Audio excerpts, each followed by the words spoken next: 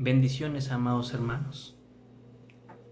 En el capítulo 1 del versículo 2 de Tercera de Juan nos habla y nos narra el apóstol que dice: hermanos, yo quiero que ustedes sean sobreabundados en todas las cosas, así como prospera vuestra alma.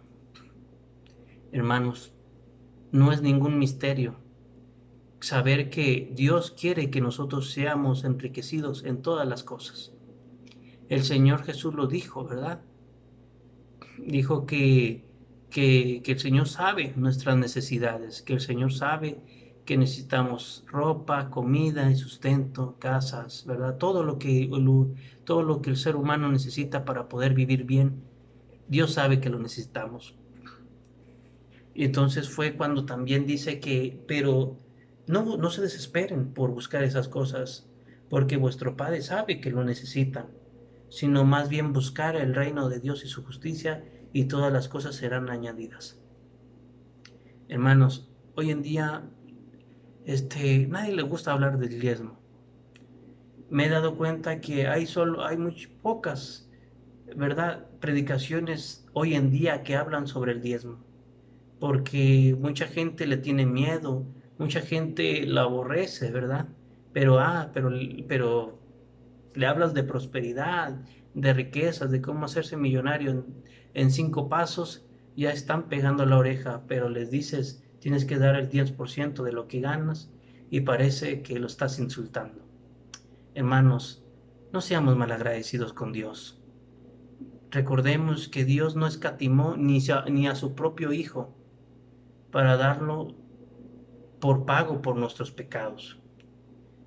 Hermanos, si Dios se despojó de sí mismo, porque aún dice, da testimonio de la palabra, que nuestro Señor Jesucristo, siendo Dios, se despojó de todo atributo divino para tomar un cuerpo de hombre inmortal y pecaminoso, para de esa manera morir por nuestros pecados. Se dio a sí mismo por completo, no dio ni el 10%, lo dio todo, hermano. ¿Tú quién, o quién nos creemos nosotros para ni siquiera darle el 10% de lo que ganamos a alguien que se dio a sí mismo por completo, por amor a nosotros? ¿A poco Dios no se merece el 10% de lo que ganas? Esa es una pregunta que te dejo, ¿verdad?, en tu corazón, para que te lo respondas a ti mismo. ¿No será Dios digno del 10% de lo que ganas? Hermanos, continuando, dice allí, ¿verdad?, que el alma sea próspera. Entonces, mis amados hermanos, ¿cuál es el alma que no es próspera? El alma que no es próspera, dice en la palabra, que es el alma que morirá, porque un alma que va a morir no es próspera, porque tiene la muerte. Y recordemos que en Ezequiel capítulo 18, versículo 20 dice que el alma que pecare, esa ciertamente morirá. Amados, no cabe duda que el alma es la parte del cuerpo del ser humano en donde se involucran sentimientos, emociones, deseos, anhelos, sueños. Todo lo que conforma, hermano, el deseo del hombre se encuentra en el alma. Por lo tanto, el deseo de ser próspero, el deseo de tener abundancia de todas las cosas, es básico, como quien dice, en el deseo del alma. Entonces, hermano, un alma que, que no es próspera es un alma que va a morir. Entonces, ¿cómo puede ser, cómo más bien puedo llegar a tener un alma que no muera, sino que viva? Hermano, el alma dice que vivirá, es la que cree en el Señor Jesucristo. Porque dice, el alma que cree en mí, ciertamente no morirá. Y ahí dice, y no morirá jamás, todavía lo dice. Hermano, hay un misterio muy grande en, en esas palabras que el Señor dijo, que dice que el alma que creyera en Él, ciertamente no verá la muerte y no morirá jamás. Y ahí muchos versículos, muy bueno, muchas Biblias, ¿verdad? Dicen que eternamente, como dando a entender que va a ser en la eternidad, pero no, hermano. Aquí en la tierra existe la inmortalidad, hermano. Uno de los personajes que vivió en inmortalidad fue el Señor Jesucristo. Nunca se habla que él tuvo enfermo, nunca se habla que él se fracturó un hueso, nada. Él era sano por completamente, él era perfecto. ¿Cuántas veces no lo quisieron matar, hermano, y nunca lo pudieron matar? Ayunó 40 días, hermano, en el desierto sin tomar agua, hermano, y no le pasó nada. Era porque nuestro Señor Jesucristo era inmortal. Claro, con un cuerpo mortal, pero era inmortal a través del Espíritu Santo en él. Hermano, ¿quién no quisiera ser inmortal? Yo quiero llegar a ser inmortal, hermano. Y llegar a ser inmortal aquí en la tierra. Y luego llegar a ser perfeccionado allá en los cielos. Ese es un misterio, hermano. Hermoso y maravilloso. Mis amados hermanos, el diezmo, cuando tú deseas que tu alma sea próspera, entonces tu alma no tiene que tener el pecado, no tiene que tener ese nivel de muerte, sino que llegues del alma que morirá al alma que vivirá. Entonces el alma que vivirá va a ser el alma que creyera en el Señor Jesucristo. Y el que creyera en el Señor Jesucristo va a creer en toda palabra que salió de su boca. Entonces toda la palabra de Dios junta en combinación es la verdad. Entonces se dice allí en Malaquías capítulo 3 versículo 10 que hay que traer el diezmo al alfolí para que nos sobreabunden todas las cosas. Eso quiere decir que es palabra de nuestro Señor Jesucristo, porque dice también que Él es el verbo y el verbo era Dios, ¿verdad? Entonces si el verbo era Dios, entonces la misma palabra es nuestro Señor Jesucristo. Y ya dicho después de tanta palabrería, ¿verdad, hermano? Resumidas cuentas, el alma que creyere en el Señor Jesucristo, esa va a ser la que vivirá. Y esa va a ser la que va a sobreabundar en todas las cosas. Y también, hermano, va a ser la que diezme y ofrende. Porque dice ahí que lo contrario del pecado es la justicia. Porque dice que el Señor, yo no vine por justos, sino por pecadores, dando a entender ese paralelismo que hay entre justos y pecadores. Entonces, si el alma que pecare morirá, entonces el alma que practicara la justicia vivirá. ¿Y qué es? Entonces, si el alma que practica justicia va a ser la que viva, que va a ser la misma que va a tener inmortalidad y va a ser la misma que va a abundar en todas las cosas, entonces, dígame, pues, ¿qué es la justicia, verdad? Para practicarla y tener la inmortalidad. Dime, ¿verdad? Tú me dirías, hermano. A ver, yo tuve en esa pregunta desde que me hice cristiano. ¿Cómo ser justo? Yo siempre he querido ser justo, hermano. Justo en todas las cosas. Entonces yo pensé y pensaba, ¿qué es la justicia? ¿Qué es eso que dice el Dios que hay que hacer justicia? Y hermano, ¿saben qué es hacer justicia? Es tan simple, tan sencillamente que solamente hacer lo bueno delante de los ojos de Dios, así nada más. Eso es hacer justicia. Todo lo que sea bueno delante de los ojos de Dios, eso es hacer, y que nosotros lo hagamos, eso es hacer justicia. Entonces, hermano, si el Señor Jesucristo, ¿verdad? Si en Él nosotros pusiéramos nuestra fe, vamos a vivir y vamos a tener vida eternamente, inmortalidad. Entonces, si nosotros le creyéramos al Padre, en Malaquías 3, 10, y trajéramos los diezmos, creyéndole en el Padre que nos prosperará, nos va a dar abundancia, que quiere decir que es riqueza permanente en todas las cosas. Entonces aquí es donde sale la abundancia, ¿verdad? Que es dar el diezmo dando a entender que le crees al Padre. Pero si le crees al Hijo, te va a dar inmortalidad.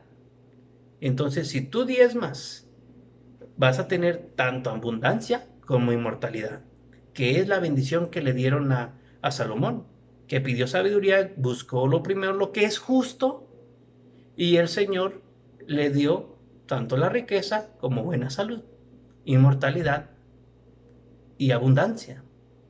Pero allí en Malaquías dice la sobreabundancia. Entonces, hermano, si la abundancia trae inmortalidad física, humana, que quiere decir que no te vas a enfermar, y si estás enfermo te vas a curar. Y dice que también que la abundancia te va a traer riqueza, y una riqueza, hermano, perdurable, una riqueza tan grande, hermano, que ni siquiera vas a tener la necesidad de pedir prestado, que ni siquiera vas a tener la necesidad, hermano, de estar pensando si vas a tener para mañana pagar el agua, pagar la luz, o sea, que vas a estar totalmente bien, despreocupado, porque tienes abundancia. Y eso también te va a ayudar a que con libertad des a los demás. Como dice la única encomienda que le dieron los apóstoles del Cordero, ¿verdad? Que viene siendo los primeros discípulos del Señor Jesucristo, a Pablo, ¿verdad? Y a los demás apóstoles que venían con él, que se acordaran de los pobres. Nada más le dijeron eso. Entonces, hermano, si Dios te dio la abundancia, acuérdate de los pobres. ¿Y quiénes son los pobres, hermano? Los pobres del pueblo de Dios. A ellos darles primero, y luego ya si alcanza, dar a los de afuera. Pero primeramente a los del pueblo de Dios. Pero bueno, dicho eso, mis amados hermanos, eso, ¿verdad? Lo que les explicaba. Está en Deuteronomio capítulo 6, versículo 18, que es que todo lo que hiciera a los ojos de Dios que fuera justo, eso es hacer justicia. Bueno, todo lo bueno, ¿verdad? Eso es hacer justicia. Hacer lo bueno delante de los ojos de Dios. ¿Y cómo sabremos cómo saber qué es lo bueno ante los ojos de Dios? Yo digo, bueno, yo quiero hacer lo bueno yo quiero hacer lo bueno para que de esa manera Dios se agrade de mí. Pero entonces, ¿cómo puedo saber qué es lo bueno? ¿Quién me va a explicar? Fácilmente y sencillamente, hermano, que es leyendo la palabra y escuchando la palabra y escuchando la voz del Señor, que es leer la palabra, escuchar las prédicas y tener la revelación y la comunión con el Espíritu Santo. Ahí tú vas a entender cuál es la voluntad de Dios. Lo dice en Deuteronomio capítulo 12, versículo 28, para que lo investiguen y se enriquezcan todavía un poquito más. Miren, hermanos, entre tú más practiques la justicia, más abundante vas a ser. Lo dice en Primera de Reyes, capítulo 8, versículo 32. Entonces, hermano, recapitulando, si la gente que practica la justicia es enriquecida y es abundada, ¿por qué hay muchos cristianos que la practican y están en escasez o en enfermedad? Hermanos, a mí me gusta recordar este capítulo de 1 Samuel, capítulo 30, versículo 8, pasándose al 17 hasta el versículo 20, que es cuando David va, ¿verdad? Y pelean las batallas del Señor. Dice que los amalecitas llegaron al lugar donde tenían las tiendas de sus pertenencias, de sus mujeres y sus hijos, los soldados que habían ido a la batalla, y se lo robaron, los despojaron totalmente. Y dice que cuando ellos regresaron, David y sus hombres empezaron a llorar, empezaron a gritar y hasta querían matar a pobre David. Y David se levantó y le dijo le dijo al profeta, vamos a hablar con Dios. Y le dijo, Señor, voy a alcanzarlos si ahorita tú me dices que los voy a alcanzar, yo voy, dime, ¿los voy a alcanzar? Y el Señor le dijo, sí, ve y alcánzalos, porque les quitarás todo lo que ellos te quitaron. Y fue David, los derrotó completamente y todavía, hermano, les despojó de lo que tenían ellos y todavía se enriqueció. O sea, no nada más recuperó lo que le habían quitado, sino todavía se le fue añadido. Mis hermanos, si tú estás pasando por momentos de escasez, por momentos de debilidad, por momentos de enfermedad a tu vida, y tú dices como Job, ¿verdad? Yo es que, sinceramente, yo estoy practicando la justicia, no sé por qué esto me está pasando. Recordemos, hermano, esta palabra bendita, que hay que levantarse como guerreros y no permitir que el enemigo venga y azote tu casa. Porque dice que él es como un ladrón, ¿verdad? Entonces, hermano, no permitas que el diablo, que el enemigo, que el adversario se meta a tu casa y empiece a robarte. Tanto el gozo, la felicidad, la paz, la justicia y como también tus pertenencias. ¿Cuántos de nosotros no nos han hecho injusticias, verdad? Que vamos a la tienda, nos dan el mal el cambio y esa persona que supo que nos dio mal el cambio, uno va y le dice, ¿sabes qué? No me diste el cambio completo, te faltaron 500 pesos y yo sí se los di y no los sacas de ahí y te robó tus 500 pesos. O aquellas injusticias, ¿verdad? Aún más mayores cuando te das cuenta que alguien se metió a tu casa y te robó todo lo que tú tenías. Hermano, cuando te suceda eso, tú pregúntale al Señor, Padre, ¿los alcanzaré? ¿Los alcanzaré? Y el Padre te va a decir si los vas a alcanzar, si es que no abriste una puerta, te va a decir, sí, alcánzalos y los despojarás aún, porque dice la palabra que cuando el ladrón fuera sorprendido robando, aún 7 veces va a tener que pagar lo que se robó.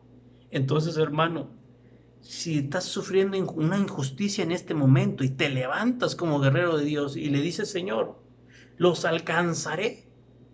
Y si Él te dice que sí, ten por seguro, victoria segura.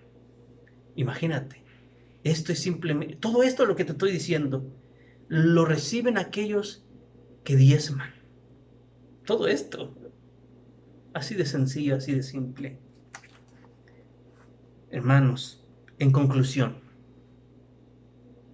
Cristo se hizo pobre para enriquecernos a nosotros.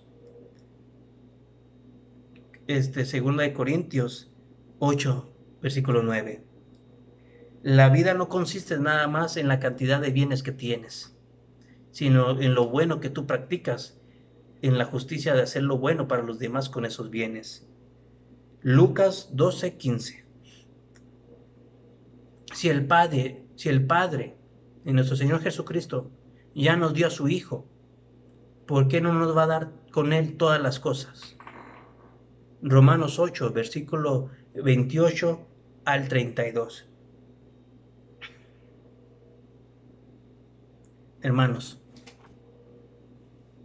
si sabemos que el diezmo nos trae abundancia y la abundancia nos trae la inmortalidad como la riqueza enorme que el Señor nos va a dar, ahora imagínate cómo no será la sobreabundancia. Si la abundancia te trae inmortalidad y te trae riqueza, ahora imagínate cuánto más te va a traer la sobreabundancia de Dios. Hermano, no te canses de sembrar, porque irá llorando y sembrando el que lleva la buena semilla, pero un día va a regresar con sus gavillas bien llenas, ¿verdad? Sus cestas de sus gavillas y gritando y danzando. No te canses de sembrar. En Primera de Timoteo, para terminar, Primera de Timoteo, capítulo 6, versículo 17 nos habla que el Señor quiere abundarte, que el Señor nos quiere abundar para que disfrutemos de todas las cosas, de toda nuestra abundancia. Mis hermanos, en este momento, déjenme orar. Voy a orar. Padre, en el nombre de Jesús, bendice a aquellas personas, papito, que han entendido este misterio y han recibido en su corazón estas palabras. Te pido que estas palabras hagan el efecto que tengan que hacer en su vida, para que así aquellos que escuchen den fruto y lo den al 100 por 1.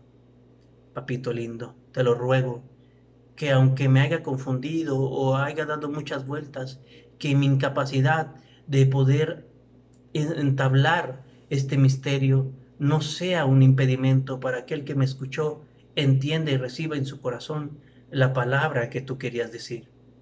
Te pido que los bendigas, que los sobreabundes y que esta verdad se haga un rema en su vida, que los sobreabundes, en todas las cosas, papito, y que vean tu mano operando en estos momentos de necesidad, que vean la sobreabundancia ya, papito.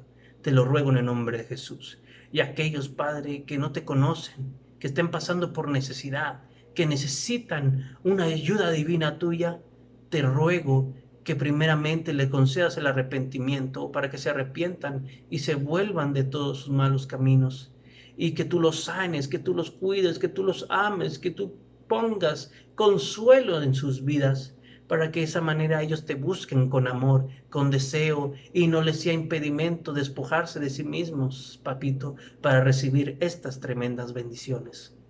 Y aquellos que se apartaron, papito, aquellos que no diezman, aquellos que no ofrendan, Padre, por la dureza de su corazón, o aquellos que se apartaron por lo mismo, por la dureza de su corazón, ayúdalos a volver, para que de esa manera aprendan a hacer justicia y a ser enriquecidos en todas las cosas, y de esa manera nunca más apartarse de ti. Te doy las gracias por dejarnos ser partícipes de esta tremenda bendición de sembrar en los cielos, papito, de sembrar en lo corruptible para cosechar en lo incorruptible. Gracias, Padre, gracias, Hijo, y gracias, Espíritu Santo. Amén, amén y amén.